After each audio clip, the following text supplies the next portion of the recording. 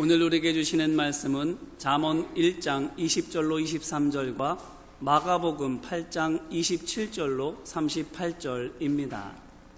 잠언 1장 20절로 23절 말씀, 마가복음 8장 27절로 38절 말씀입니다. 먼저 잠언 말씀 봉독하겠습니다.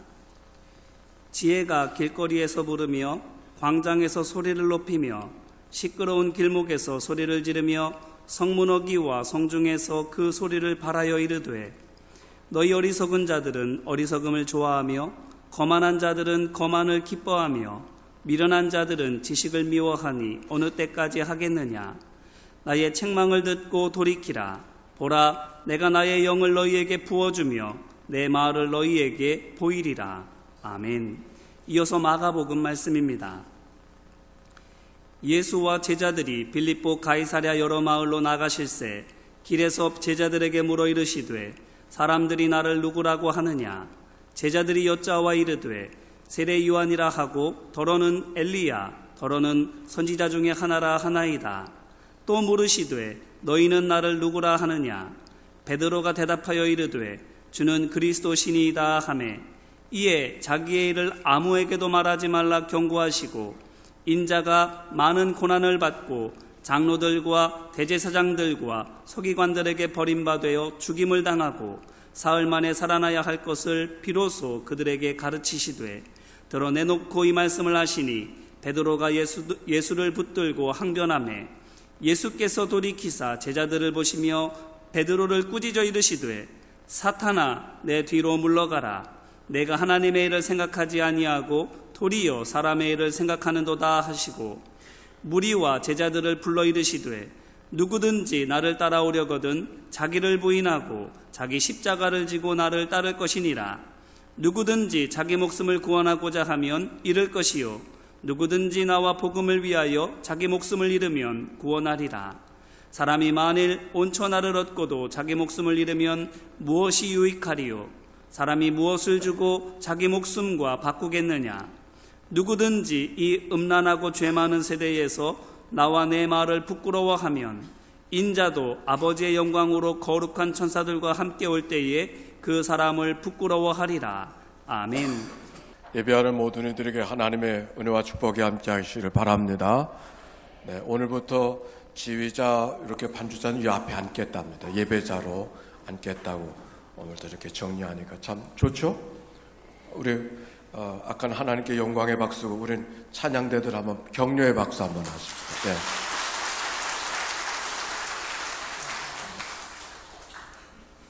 9월 18일 날 우리 자료는 기도하신 대로 신천지 집회를 반대하는 여러 가지 일들로 한 주간 열심을 또 뜨거운 마음으로 지냈습니다. 세계 평화 만국 회의라고 하는데, 이 아시아드 경기장에서 열려지는 것이 결국 그 얘기는 통일교처럼 통일교로 세계를 통일하자, 똑같이 신천지로 세계를 통일하자, 바로 이게 내용입니다. 만국회의가 아니라 망국회의가 될까 염려가 됩니다. 시설공단 이사장을 만났습니다. 신천지가 이단인 걸 알고 있는데 이미 대관을 허락했고 그것에 따라서 많은 비용을 손해를 감수해야 되기 때문에 취소하기는 어렵다라고 하는 이야기를 했습니다. 그래서 이렇게 말해드렸습니다. 신천지를 이단이라고요? 신천지는 이단이 아닙니다. 사이비 종교 집단입니다. 이단들은 진리가 다르더라도 진정성은 있었습니다. 박태선, 몰몬교요? 진정성은 있습니다. 그러나 신천지는 아예 거짓과 기만으로 사람을 미혹하는 그런 사이비 집단입니다. 오대양 사건을 기억하시나요? 이 집단은 종말론적 이 사고에 붙들려 있기 때문에 14만 4천 명이라고 하는 이 사로잡혀 있어서 무슨 일을 저지를지 모르는 그런 반사회적인 집단입니다. 그래서 나가야 됩니다. 그래서 반대하는 겁니다. 그렇게 말해 주었습니다. 제가 한 주간 이마가 좀 넓어지지 않았나요? 머리가 터져서 반창고를 붙이고 다녔더니 신천지 때문에 그랬느냐고 물었습니다. 아니라고 했지만 생각해보니 아닌 것도 아니었습니다. 신천지 반대 집회에 거기에 갔다가 사실 좀 서두르는 바람에 이렇게 됐습니다. 교회는 새벽마다 비상기도회를 열고 또 지난 수요일에는 신천지 바로 알자 강연에도 강의도 들었습니다. 그 강의를 듣고 나서 다음 수요일로 계획되어져 있던 강의를 오늘 주일 오후로 하기로 했습니다. 왜냐하면 이 이야기를 젊은이들이 좀 들어야 되겠다, 그런 생각이 있어서 오늘 오후에 자녀들을 신천지에 빼앗겼다가 다시 찾은 한 장로님 네 분이, 부부가 지난 수요일 날은 장로님이, 그리고 오늘은 그 부인이 오셔서, 권사님이 오셔서 말씀을 나누게 되어지는데 아무쪼록 좋은 시간이 여러분들에게도 되기를 바랍니다. 그들이 이렇게 말했습니다. 신천지를 이길 수 있는 것은 현수막으로 이길 수 있는 것이 아니라 교회가 교회되는 거라고, 교회가 깨어 있어서 바른 교회 될 때 신천지를 이겨낼 수 있다고 했습니다. 우리가 이 연익교회가 하나님이 그렇게 쓰임받는 하나님의 교회가 되시기를 축복합니다. 자, 오늘 성경의 이야기로 가겠습니다. 이 이야기는 우리가 잘 아는 대로 베드로의 신앙 고백을 처음으로 나누는 이야기가 오늘 성경 속에 기록이 되어져 있지요. 예수님이 제자들에게 물었습니다. 사람들이 나를 누구라고 하더냐? 예, 세례 요한이라 하기도 하고, 더러는 엘리야라 하기도 하고, 더러는 선지자 중에 하나라 이렇게 말합니다. 그래서 예수님이 다시 묻습니다. 너희들은 나를 누구로 생각하느냐? 예, 주는 그리스도십니다. 베드로가 대답을 했습니다. 주는 그리스도라고 하는 말은 메시아, 이스라엘 백성들이 늘 기다리던 메시아, 기름 부음을 받은 자, 하나님이 보내주시는 민족의 구원자라고 하는 의미가 그리스도라는 말 속에 있습니다. 마태복음에는 주는 그리스도시요 살아계신 하나님의 아들이십니다, 이렇게 고백하는 이야기가 기록되어져 있고, 그 고백이 매우 중요한 고백이 옳습니다. 그런데 이 고백이 특별한 것은 이 고백이 다른 곳이 아니라 가이사라 빌립보라고 하는 지역에서 만들어졌다고 하는 것을 우리가 먼저 주목해야 됩니다. 가이사라 빌립보, 이거는 갈릴리 북쪽의 헬몬산 그 밑에 있는 그 지역을 말하는데, 가이사를 로마의 황제를 칭하는 말이고, 빌립이라고 하는 말은 그 당시 그 지역을 다스리고 있었던 헤롯 가문의 왕의 이름을 이야기하니까 가이사라 빌립보라고 하는 말 자체가 이미 특별한 것입니다. 이 위치는 지금 저 헬몬산 밑에 텔단이라고 하는 나할 바니아스라고 하는 곳에서 요단 강물이 흘러가는 처음 시작하는 곳이 바로 저 가이사라 빌립보입니다. 그곳에 가보면은 그 마른 광야 속에 붙은 유대 나라가 바로 그런데 거기서 물이 콸콸콸 흘러났습니다. 한강의 물줄기가 저 태백의 검룡소라고 가보니까 뭐 요만한 웅덩이더라고요. 이 요단강의 수원은 검룡소는 비교도 되지 않습니다. 이건 말로 설명할 수가 없어서 사진을 보여드리는 거예요. 저게 수원에서 바위 틈에는 금방 저렇게 물이 콸콸콸 흘러내리는 그런 곳이 얼마나 그 지역이 특별하겠습니다. 아주 사람들이 신비하게 느껴지는, 아마 그 당시 그 지역의 사람들이 가고 싶은 휴양소 같은, 저 화진포의 김일성 별장 같은 그보다 더한 자리같이 이 가이사라 빌립보, 지금은 바니아스를 지은 지역으로 알려져 있는 곳입니다. 그런데 그곳에 가니까 사람이 신비해서 그런지 큰 바위가 병풍처럼 둘러져 있는 곳에 여러 신들에게 제사를 드리는 그런 제단이 있었습니다. 그 제단 가운데 특별히 판신이라고 하는 제단, 목축을 하는 그 신을, 목축을 잘 하게 해주는 그런 신들을 섬기는 제단이 그곳에 있었어요. 그러니까 그리스도라고 하는 말은 예수를 바라보고 하는 것이 아니라 다른 사람들은 그 각각의 신들이 자기들에게 목을 죽여주고 나무를 번성하게 하고 우양 가축을 그 일을 잘 하도록 돕는 신으로 여기고 있는데, 그 앞에서 너는 나를 누구라고 생각하냐고 물었고, 예, 당신은 그리스도십니다. 많은 사람은 판신을 섬기고 많은 사람은 다른 걸 그리스도로 생각하지만 나는 당신을 그리스도로 고백합니다라고 하는 말은 그런 배경 속에서 나온 고백이기 때문에 이 고백은 매우 특별한 고백을 지금 베드로가 하고 있는 것이죠. 그런데 그 특별한 고백을 한 베드로였는데 예수님이 그 고백에 뭐라고 이야기하고 있는가? 성경에 기록되어져 있죠. 8장 32절의 말씀인데 인자가 많은 고난을 받고 장로들과 대제사장들과 서기관들을 버림받아서 죽임을 당하게 되어지고 사흘 만에 살아나야 될 것을 비로소 가르치셨다. 그렇게 말씀하고 있습니다. 사흘 만에 살아나야 되겠다는 말씀은 잘 들리지 않았던 것 같아요. 죽임을 당해야 됐다는 이야기만 들렸던 것 같습니다. 베드로의 반응이 특별했습니다. 예수님을 붙들고 항변했다고 했습니다. 이 항변했다고 하는 말은 에피티마오라고 하는 말인데 이 에피티마오라는 말은 항변했다는 말이 꾸짖다, 꾸짖어주다 이런 말이 옳습니다. 이 얘기를 듣고 우리가 아는 대로 예수님이 베드로를 책망할 때 꾸짖다라는 말을 쓰는데 그 꾸짖다라는 말이 바로 에피티마오, 같은 말을 쓰고 있는 거예요. 예수님의 베드로에게 하는 말도 꾸짖다, 에피티마오. 지금 베드로도 예수님에 대해서 에피티마오, 꾸짖듯이 항변하고 있는, 어떻게 그런 일이 당신에게 있을 수 있느냐고 이야기하고 있는 것이죠. 사실 베드로의 말이 얼마나 고마운 말입니까? 그런데 예수님은 고맙게 여기지 아니하고 오히려 베드로를 꾸짖고 있죠. 그리고 하시는 말씀이 사탄아 물러가라. 네가 어찌 하나님의 일을 생각하지 아니하고 사람의 일을 생각하느냐 하는 이야기가 오늘 성경에 이야기되고 있는 것이죠. 베드로가 졸지에 사탄이 되어버리고 말했어요. 사실은 이 말씀을 어떻게 해석하느냐에 따라서 베드로의 고백과 이어지는 이야기가 어떻게 고백하느냐에 따라서 천주교와 개신교가 갈라지는 아주 중요한 가름길이 여기에 있습니다. 오늘 성경에 보면 이 이야기가 마태복음에 기록되어져 있는 이 기사와 마가복음에 기록되어져 있는 기사가 다소 다른 것을 알게 되어요. 마태복음에는 주는 그리스도시요 살아계신 하나님의 아들입니다. 이 이야기를 한 다음에 곧 베드로를 축복해주는 이야기가 기록되어져 있고 내가 네 반석 위에 교회를 세우겠다고 말씀하고 천국의 열쇠를 내게 허락하겠다 이렇게 말씀하는 이야기가 마태복음에 기록되어져 있는데 마가복음 오늘 읽어준 말씀은 그 이야기가 생략되어져 있어요. 이게 뭘 의미할까?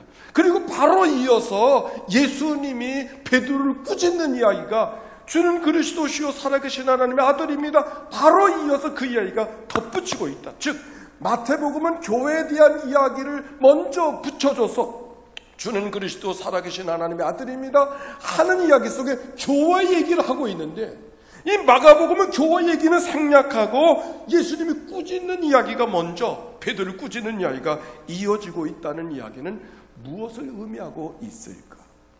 쉽게 베드로에게 마태복음의 기사는 교회에 대한 관심이 많았다는 이야기고 그런데 마가복음은 예수님의 본 마음이 무엇인가를 더 잘 읽을 수 있는 이야기가 오늘 마가복음이기에 오늘 그 말씀을 주목하고 있는 것이다. 예수님이 그러면서 뭐라고 말씀하셨어요? 너는 누구든지 나를 따라오려거든 자기를 부인하고 자기 십자가를 지고 나를 따를 것이니라. 따라서 합시다. 누구든지 나를 따라오려거든 자기를 부인하고 자기 십자가를 지고 나를 따를 것이니라. 이 말씀을 하기 전에 제자들과 모든 사람들에게 했다고 하는 말씀이 기록되어져 있는 것을 보면 예수님이 정말 하고 싶은 말씀이 이 말씀 속에 담겨 있구나 하는 것을 알게 되는 것이죠. 주님을 따른다고 하는 것이 뭔가, 그리스도를 고백한다고 하는 것이 뭔가 하는 이야기죠. 이 말씀을 묵상하니까 누군가가 이렇게 말하더라고요. 나 자기를 부인하고 자기 십자가. 예수님을 따라가는데 분명한 것은 꼭 자기 부인하고 가야 된다고. 남의 부인하고 가면 안 된다고. 자기를 부인하며 걸어가는 그런 은혜가 우리 모두 가운데 있게 되시기를 축복합니다. 그런데 왜 예수님이 베드로를 책망하셨을까? 사실 베드로에게 주님을 따를 때는 뭔가 꿈이 있었죠. 내가 너로 사람을 낳는 어부가 되게 하리라. 어떤 생각이 있었겠어요? 십자가의 예수 생각하지 않았을까요?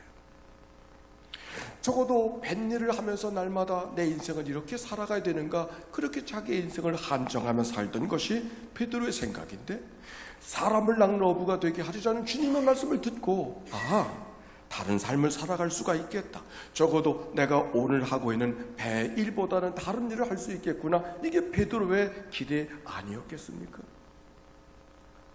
아니, 저 예수를 따라가면 이 민족이 로마의 식민지로부터 해방되어야 되는데 이 민족을 독립시키는데 어떤 일을 할 수 있을지 모르겠다, 그런 기대감이 베드로에게 있었을지도 모르겠어요. 그런데 예수님이 예루살렘에 올라가서 고난을 받고 십자가에 죽는다? 있을 수 없는 얘기잖아요. 그래 베드로는 그 말씀 앞에 거절할 수밖에 없었던 것이죠. 예수님이 베드로를 책망했던 말씀을 기억하나요? 내가 어찌 사람의 일을, 하나님의 일을 생각하지 아니하고 사람의 일만 생각하는가? 하나님의 일은 뭐고 사람의 일은 뭘까? 하나님의 일은 뭐고 사람의 일은 뭘까? 하나님의 일과 사람의 일과 다르다고 하는 것보다 우리가 주님을 위해서 따라가는 것이, 주님을 위해 어떤 분이라고 하는 것을 알고 있는 것과 우리가 주님을 따라가는 것, 그렇게 고백하고 생각하는 것과 우리가 삶으로 그렇게 닮아가고 따라가는 것은 같은 것이 아니라는 이야기가 오늘 성경에 있는 이야기죠. 우리들의 주변에 이런 일들이 곧잘 있지요. 담배가 분명히 해로운 것은 알지만 담배를 끊는 것은 쉽지가 않은, 돈이 중요한 것이, 돈이 행복의 조건이 아니라고 말하지만 우리가 삶의 판단의 기준은 배우자를 선택할 때도 그게 기준이 될 수 있는 그런 일들. 사람의 인상은 사람의 됨됨이야 별로 다를 것이 무관하다고, 별로 상관이 없다고 이야기하면서도 사람의 첫인상으로 사람의 호감도를 결정하는 그런 일들이 우리 가운데 얼마나 많이 있습니까? 머리와 함께하는 화요일이라고 하는 그런 루게릭병으로 세상을 떠나는 한 교수, 머리라고 하는 교수와 함께 그의 제자였던 미치 앨범이라고 하는 사람이 서로 대화하는 이야기가 소설로 기록되어져 있어요. 거기 그런 얘기가 나와요. 모든 사람이 다 죽는 것은 분명히 아는데, 그런데 그 죽음이 내게 닥칠 거라는 것은 사람이 별로 생각하지 않는 것 같다. 모든 사람이 다 죽는 건 분명히 아는데 그 죽음이 내게 올 거라는 것은 별로 생각하지 않는 것 같다. 그 글 속에 그런 얘기가 나와요. 그렇죠? 그것이 바로 우리 인간의 모습. 베드로의 고백 속에 바로 그런 모순이 있는 거죠. 주님을 고려 그리스도가 되어주시고 주님을 따라가야 된다는 걸 알고 있지만 주님이 원하는 대로 다 따라갈 수 없는, 아니 내가 따라가고 싶은 대로, 내가 기대하는 대로 주님을 도구로 삼고 싶은 그런 마음이 이 베드로의 마음속에 있는 것을 숨길 수가 없는 것이죠. 사실은 주님을 믿는 것이 어려운 것이 아니라 주님을 따라가는 것이 어려운 것이죠. 베드로의 마음속에는 주님을 고백하지만 그 베드로의 마음속에 주님 때문에 성공하고 주님 때문에 잘 되어야 되고 주님 때문에 커져야 되고 주님 때문에 높아져야 된다는 생각을 알고 있지만 주님 때문에 십자가를 져야 된다? 우리가 살아가는 삶도 별로 다를 바가 없는 그런 삶을 살아갈 때가 있죠. 우리가 예수를 믿는다고 하는 것도 대가 없이 그저 좋은 일들이 많이 생겨지기만을 원하는 그런 마음이 우리 가운데 속마음 속에 있는 것은 아닌가요? 그래 주님의 말씀하셔요. 누구든지 나를 따라오려거든 자기를 부인하고 자기 십자가를 지고 나를 따라갈 것이 아니라 대가 없이 주님을 따라갈 수 없다는 이야기예요. 오늘도 우리는 주님을 나의 구주로 고백하며 예배합니다. 여러분의 마음속엔 어떤 마음이 있나요? 주님 때문에 성공해야 되고 주님 때문에 모든 것이 다 편안해져야 되고 주님 때문에 늘 복으로만 경험되어져야 되는 일들, 주님 때문에 수고해야 되고 주님 때문에 눈물 흘려야 되고 주님 때문에 아파야 되고 주님 때문에 땀을 흘려야 되는 일들을 우리 마음속에 기꺼이 용납하려고 하지 않는 그런 마음. 주님이 베드로의 마음에 책망하는 것은 바로 그 마음일 것이죠. 아마 우리 여러분들 그렇게 물을지 몰라요. 그러면 예수 믿는다는 게 뭐예요? 예수 믿는다는 게 뭐예요? 여러분, 예수 믿는다고 하는 게 고난 없는 삶을 말하는 것이 아니에요. 우리가 이 땅에 살아간 모든 일들 다 고난과 함께 살아갈 수밖에 없는 것이 우리들의 삶이죠. 눈을 부릅뜨고 공부하지 않고는 좋은 직장도 좋은 공부도 되지 않는 거잖아요. 예수 믿는다고 하는 것이 뭔가 고난 없는 삶이 아니라 오히려 어떤 고난이라도 이겨낼 수 있는 삶, 어떤 고난이라도 감당할 수 있는 삶. 요즘에 과일도 먹으면 얼마나 당도가 높은지 모르겠어요. 그렇죠? 과일마다 참 맛있어요. 어느 고장에만 나타나는 것이 아니라 다 당도가 높고 참 맛있어요. 당도가 높은 그 과일을 만들려고 농부들이 얼마나 수고했을까. 좋은 비료를 주고 또 약을 뿌리고. 요즘에 농촌에 가보니까 과일밭에는 물도 뿌리지 않더라고요. 왜? 당도가 떨어질까 봐. 그게 어떡하는가? 밑에서 스며들게 만들더구만. 해산의 수고도 없이 생육하는 것은 하나님의 질서도 아니에요. 땀 흘림이 없이 열매를 맺는 것, 소득이 얻는 것은 하나님이 원하시는 것이 아니에요.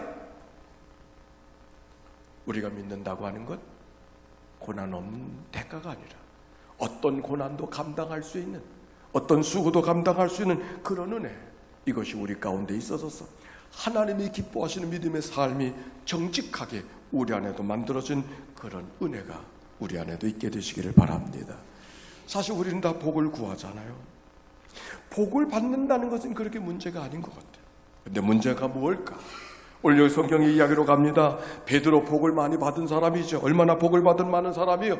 예수님께서 베드로에게 교회를 세우시겠다고 약속했으니, 세상에 그에게 천국의 열쇠를 주겠다고 하셨으니 이보다 더 큰 복이 어디 있겠어요? 마태복음에 보니까 바요나 시모나 내는 복이 있도다. 세상의 그 어떤 학식으로도, 세상의 어떤 것으로, 명예로도, 세상의 어떤 권세로도 얻을 수 없는 복이 이미 베드로에게 임한 것이죠. 그런데 예수님이 베드로를 책망하셨어요. 무엇이 문제예요? 이 말씀을 한 주간 묵상했어요. 복을 받은 게 무엇이 문제인가? 분명히 예수님도 그에게 복을 받았다고 인정한 복을 베드로가 받고 있는데 왜 예수님의 책망이 그에게 금방 주어졌을까? 무엇이 문제인가? 무엇이 문제일까요? 베드로가 하나님의 복을 받은 사람, 은혜를 받은 사람은 틀림이 없어요. 그런데 문제는 그 은혜가 은혜로 느껴지지 아니하고, 은혜로 자기 안에 남겨지지 아니하고 소유로 바뀌어지게 되어진 것. 은혜와 소유, 은혜를 은혜로 간직하게 되어지면 나누는 삶을 살아갔어야 될 텐데, 이 은혜가 은혜로 끝까지 유지되죠. 소유로 바꿔지니까 이것은 어깨를 펴고 자살을 하고 고개를 드는 기회로 삼았지, 어떻게 하나님의 은혜를 나눠야 될까? 그거는 그 마음속에 사로잡지 못한 것이죠. 그러니 예수가 죽는다고 하는 말, 하나님이 주신 복이 은혜로 느껴졌을 때는 어떻게 나누어야 될까가 그의 삶의 고백이어야 될 텐데, 소유로 바뀌어지게 되는 순간 예수 때문에 내 삶이 고개 들고 어깨를 펴고 살 줄 알았더니 오히려 죽는다? 용납할 수가 없었던 것이죠. 이 주간에 접했던 사람 가운데 한 사람은 일본의 가가와 도요히코라는 사람이었습니다.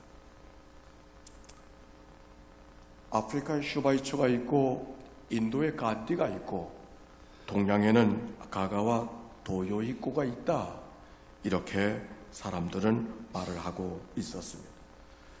고베라고 하는 일본의 가장 제일 먼저 개항을 한 도시가 고베인데, 그 고베라는 곳에서 그가 가난한 집에 태어났습니다. 태어나자마자 어머니는 세상을 떠나서 의모를 통해서 그 가가와 도요히코가 자라나게 되어지는데, 어디를 가도 늘 냉대를 받는 그런 삶이었습니다. 가난한 집안이었기 때문에 자기 생활은 늘 어려웠습니다. 뿐만 아니라 어렸을 때부터 결핵이 있어서 평생을 눈병, 결핵병, 신장병, 온몸이 다 병으로 그렇게 살아갈 수밖에 없는 사람이 가가와 도요히코였었습니다. 그런데 그 가와 도요히코에게는 특별히 남다른 재주가 있었습니다. 그가 머리도 명석한 사람일 뿐만 아니라 예술적인 감각을 잘 지니고 있던 사람이고, 그것을 또 글로 잘 써낼 줄 아는 문학적 소양도 있었던 사람이었습니다. 우리가 아는 대로 가가와 도요히코는 예수를 믿게 되어지고 노동자들, 가난한 사람들, 그리고 농민들을 위해서 살았던 사람, 그래서 일본 처음으로 협동조합을 만들었던 사람이고, 가장 처음 가난한 도시 노동자들과 함께 스트라이크를 일으켰던 그런 사람이었습니다. 그는 조직력도 있는 사람이었고 예술적인 사람이었고 여러 가지 능력이 탁월한 사람이 가가와 도요히코가 되어져서 가장 존경받는 일본의 한 사람, 그래서 노벨 평화상의 후보가 될 정도로 그렇게 아주 귀한 사람이 가가와 도요히코였었습니다. 참 특별한 사람이 가가와 도요히코라고 하는 것을 다시 접하면서 세상에 재주 가진 사람이 그 사람뿐이었을까? 그렇진 않았을 것 같아요. 그런데 어떻게 가가와 도요히코가 되어질 수 있었을까? 다른 것이 아니었습니다. 그가 어렸을 때 여러 가지 너무 삶이 어렵고, 경제적으로도 신체적으로 사회적으로 환경적으로 가정적으로 자기 삶이 너무너무 어렵고 힘들어서 내 인생은 왜 이렇게 살아가야 되는가가 자기 삶에서 떠나지 않았어요. 그런데 어느 날 예수를 믿게 되어졌어요. 그리고 예수 믿게 되어진 다음에 고백되어졌던 한마디, 하나님이 내 아버지가 되신다는 이 고백, 그리고 하나님이 내 삶을 사랑해 주신다는 이 고백이 그 가가와 도요히코의 젊은 마음을 뒤틀게 되어졌을 때, 세상에 버림받은 것 같은 인생이었지만 하나님이 나를 사랑해 주시는구나, 하나님이 나를 사랑해 주시는구나,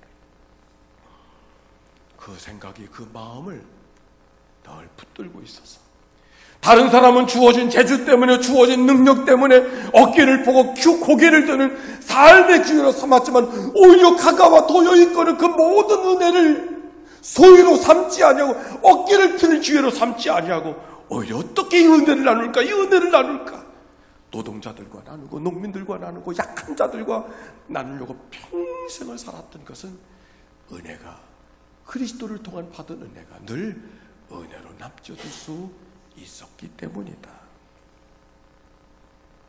은혜 없이 살아가는 사람은 아무도 없는 것 같습니다.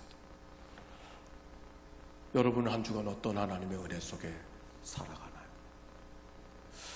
제가 오늘 이렇게 멀쩡하게 서 있지만 사실은 제가 이 주간에 월요일 아침 일찍 실수를 해가지고 넘어졌어요. 맨 땅에 헤딩한다는 말이 있는데 제가 아스팔트에 헤딩을 해버렸습니다. 아스팔트하고 까만 대리석이 구분이 안 돼가지고 좀 서두르다가 그런 거죠. 이렇게 검은 대리석을 이 담이 있는 걸 보질 못하고 그 아래로 그냥 떨어져 버렸는데, 제가 중학교, 고등학교 때는 유도하는 학교를 다녀가서 낙법을 배웠는데 낙법을 쓸 사이가 없었어요. 그냥 그대로 그냥 박았어요. 제 이마가 좀 넓어졌죠. 순간 일 났구나. 이제 이 순간 이게 뭔가 몸을 어떻게 할 수가 없어요. 너무 순간적이에요. 그 이러고 있는데 누가 와서 괜찮으냐고 그러더라고요. 다행히 머리가 깨진 줄 알았는데 깨지지 않았어요. 또 얼굴이 이번 주를 엉망이 되겠구나 싶었었는데 그래도 멀쩡하잖아요. 근데 바로 집으로 와서 이제 병원을 가야 된다고, 뭐 아침 일찍이니까 병원을 갈 수도 없고, 보니까 또 서울에서 모임이 있어서 그냥 갔는데 마침 아내가 그 메디팜이라고 하는 그게 있더구만. 그거를 붙였는데 그 약이 참 좋더구만. 메디팜. 상처도 없이. 제가 장가 잡는 걸 이번에 깨달았어요. 그 아내가 그걸 하지 않았으면 이게 큰일 날 뻔했는데 상처 하나도 없이. 메디팜은 띄었다 붙였다 할 때 하나도 아프지도 않더구만. 예. 제가 정말 이 주간에 어떻게 지냈는가, 좀 막막해서 그랬는데 하나님의 은혜가 내 가운데 있다. 그런 생각에 감사하고, 또 연희교회에서 일하게 하시니 참 감사하다. 여러분, 제 작은 경험을 이야기했지만 우리도 모르는 사이에 이런 하나님의 은혜들이 얼마나 많이 있을까. 오늘 성경을 읽어가다가 예수님이 제자들에게 비로소 말씀했다 그랬어요. 나는 이 비로소라는 말씀이 내 마음을 탁 걸렸습니다. 그래, 예수님이 비로소 이제 들을 만할 때가 됐기에 이때 하신 말씀. 예수님이 제자를 부르자마자 내가 죽을 거라고 이야기했으면 베드로가 생겨났겠어요? 근데 비로소 할만하게 되었을 때, 오늘 여러분과 비로소 나누고 싶은 말씀이 있어요. 우리는 교회가 회복되기를 구합니다. 아멘입니까? 네. 그런데 우리가 회복된다고 하는 말 속에는 어떤 그림이 그려지고 있어요. 뭐가 그려지고 있나요? 많아지는 거, 커지는 거, 수가 채워지는 거. 어쩌면 우리가 회복된다는 말 속에는 그런 정도의 그림밖에는 없는 게 아닌가. 정말 회복되어야 될 우리들의 모습이 어떤 모습일까? 여러분, 우리가 정말 회복되어야 될 모습이 어떤 모습인가? 많아지고 커지고 성장하고 수가 좀 그것뿐인가? 하나님이 원하시는 게 뭘까? 오늘 사실 잠언서와 야고보서의 말씀이 이권 주간에 병행되는 말씀이에요. 그 말씀을 가지고 설교할까 고민했어요. 왜? 우리가 지난 2년 동안에 우리가 많은 어려움을 겪은 거 알지만 그 어려움 때문에 남겨진 게 뭐냐면 우리 말이 너무 거칠어졌어요. 거칠어졌어요. 우리 마음이 너무 강팍해졌어. 회복되어야 될 것은 수가 아니고 언어가 다시 회복되어져야 되지 않나요? 마음이 다시 회복되어져야 되지 않나요? 그 거친 말들을 그냥 내어놓는 이게 뭐예요?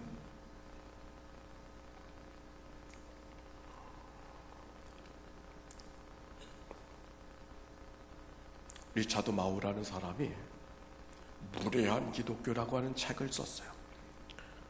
오늘날의 기독교회가 숫자가 많아지고 교회가 커지는 동안 세상에 대해서 너무 무례해졌다. 그런 말이에요. 교회가 성장하고 부흥하고 교회마다 커지고 그러다 보니까 교회를 막아낼 사람이 없는 거예요. 막아낼 정치인이 없는 거예요. 그러니까 교회는 막 해도 되는, 무슨 말이라도 주장해도 되는 교회가 무례해졌다. 중앙일보의 홍모라고 하는 다 아는 분입니다. 우리 목사들끼리 서울의 장안의 목사들이 공부하는 모임이 있는데 우리가 늘 크리스찬 밖에 있는 사람을 모셔다가 그것도 점잖은 모셔서 우리에게 조언을 한번 듣자. 그래서 그분을 모셨어요. 홍한무교라는 사람, 다 아는 사람이. 그분이 와서 이렇게 말해요. 초대해 주셔서 감사하다고. 그러면서 하는 얘기가 기독교가 너무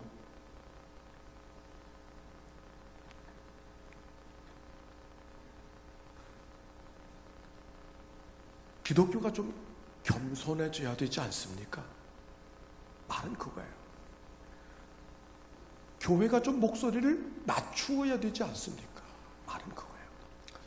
사실 그 얘기가 잊혀질 수 없는 것은 우리는 성장해서 부흥해서 목소리를 좀 더 높여야 된다고 생각하고, 아니 커져야 된다고 생각하고, 그걸 당연한 것으로 생각하고 그걸 꿈으로 생각했는데, 그게 기대로 생각했는데 오히려 그분은 좀 목소리를 낮춰야 되지 않습니까?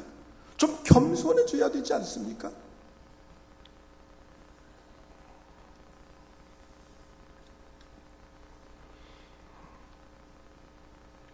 오늘날 교회 문제를 이야기합니다.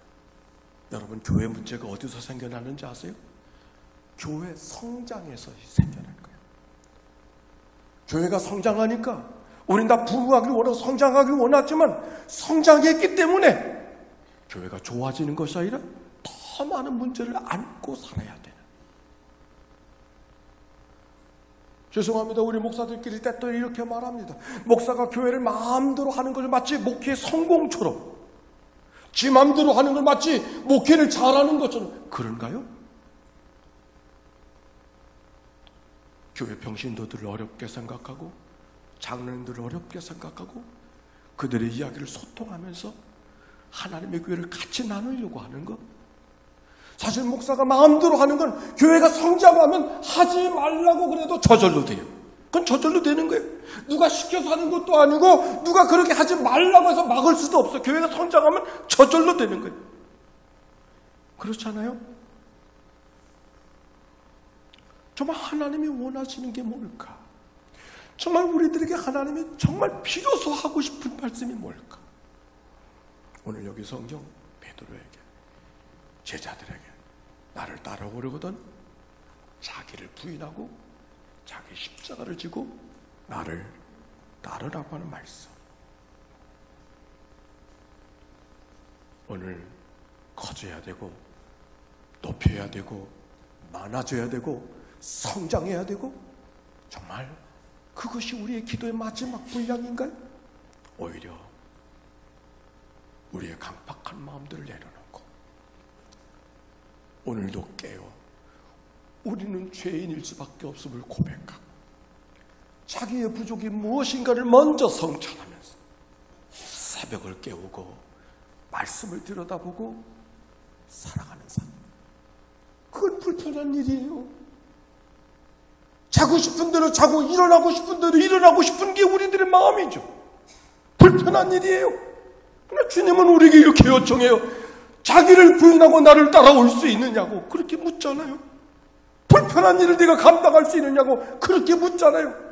다른 게 문제가 아니라 어둠이 밖에 있지 않냐고 내 안에 있음을 먼저 기억하고 자기를 깨워 기도하며 깊이 성찰하며 언제든지 실수할 수 있고 언제든지 넘어질 수 있고 언제든지 욕심에 빠져서 살아갈 수 있음을 기억하고 자기를 늘 성실하게 깨어 살아가는 삶 뿐만인가요? 서로 사랑하며 용서하며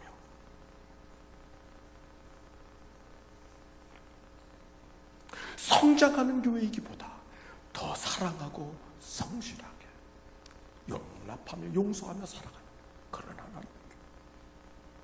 제 목회의 꿈 가운데 하나는 성도들이 커지는 것보다 행복하게 만들어가는 그런 공동체, 서로가 서로를 향해서 마음을 열고 기도할 줄 아는 그런 자에서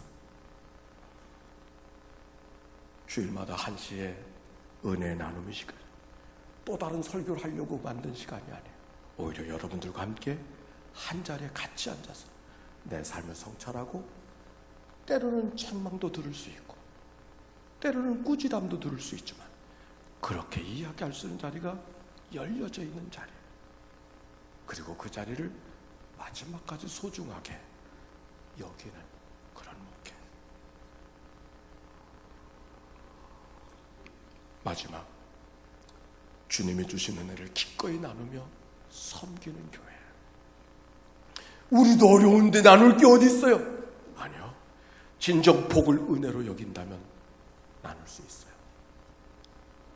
나눌만 할 때 나누는 건 나눔도 아니에요. 어렵고 힘들 때 나눌 수 있을 때 진정한 나눔인 거죠.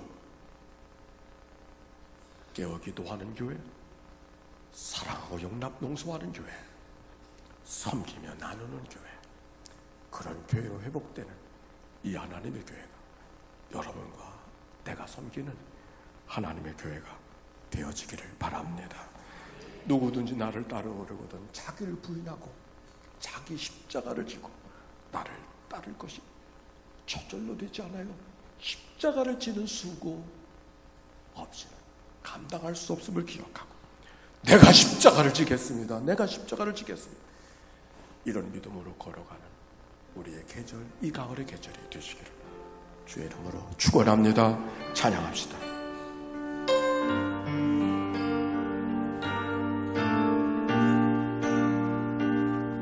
1절만 2번 부릅니다.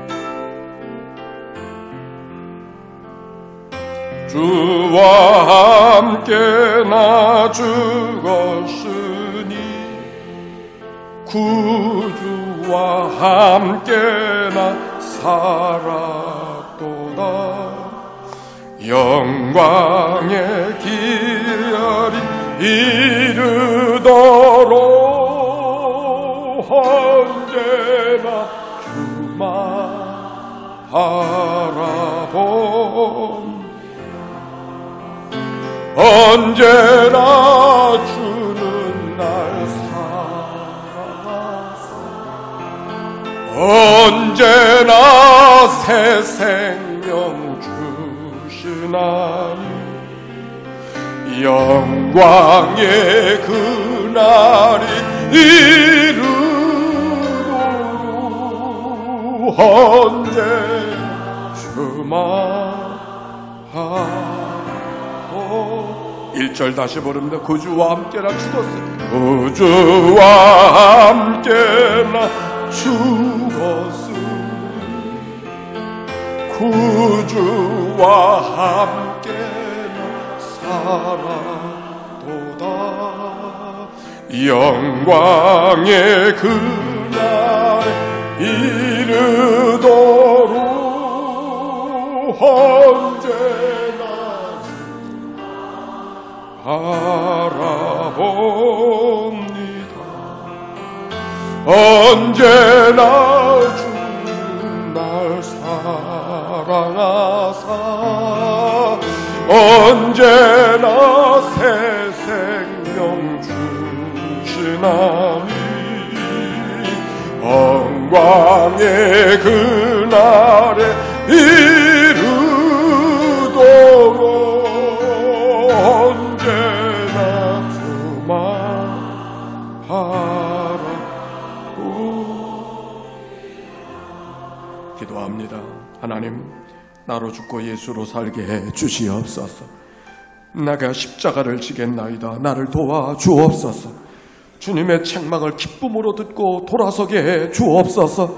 다시 무언가를 결단하는 이 시간이 되게 해 주시옵소서. 신천지를 막아 주옵소서. 미혹된 영혼들을 구원시켜 주옵소서. 우리 함께 하나님 앞에 기도합니다. 사랑이 많으시고 자비로우신 아버지 하나님, 오늘도 저희들 초대하여 예배의 자리를 이끌어 주시니 감사합니다. 바쁘고 분주함과 평약한 가운데도 하나님 앞에 예배의 자리를 만들게 하신 하나님, 나를 따라오르던 자기를 부인하고 십자가를 지라고 말씀하십니다. 하나님, 내가 져야 될 십자가가 무엇인지, 내가 감당해야 될 불편함이 무엇인지, 내가 수고해야 될 땀 흘림이 어디에 있는지 하나님 말씀하여 주시옵소서. 고백하게 하시고 결단하게 하시고 감당할 수 있도록 은혜를 나누어 주시길 하나님이여 간절히 바라옵고도 원합니다. 하나님의 많고 많은 삶들을 구원하여 주시고 죽을 수밖에 없는 생명들을 다시 살려주신 하나님의 은혜, 주님 때문에 다시 사는 우리의 삶인 것을 기억하고 그 은혜를 느끼며 살아가는 삶이 되도록 축복하여 주시기를 주님이여 간절히 바라옵고도 원합니다.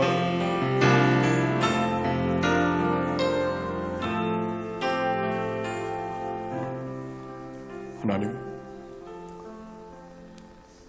자기를 부인하고 나를 따라오라 주님 말씀하셨죠. 오늘 내가 부인해야 될 것이 뭔지, 내가 주님 때문에 버려야 될 것이 무엇인지, 내가 져야 될 십자가가 무엇인지 말씀하여 주옵소서. 무거운 짐 지라고 귀한 직분 주셨으니 무거운 짐도 넉넉히 지고 갈 수 있는 힘과 믿음을 허락하여 주시옵소서. 우리의 삶의 환경도 바꾸고 주시옵소서.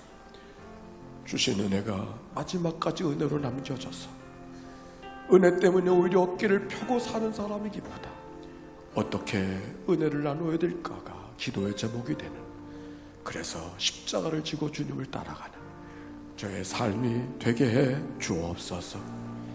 신천지의 미혹된 영혼들을 긍휼히 여겨 주옵소서. 가정마다 자녀들이 돌아오게 해 주시옵시고, 미혹된 영으로부터 자유함을 얻게 해 주시옵시고, 돌아오는 하나님의 은혜를 경험하게 해 주옵소서. 특별한 기도 제목 갖고 나온 주의 백성들을 긍휼히 여겨 주옵소서. 명절이 다가옵니다. 집안의 많은 수고를 한 몸에 지내야 될 어머니들의 마음들을 주님께서 읽어 주실 줄로 믿습니다.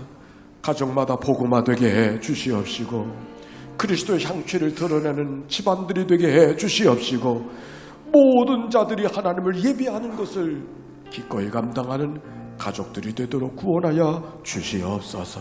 우리 구주 예수님의 이름으로 기도하옵나이다. 아멘.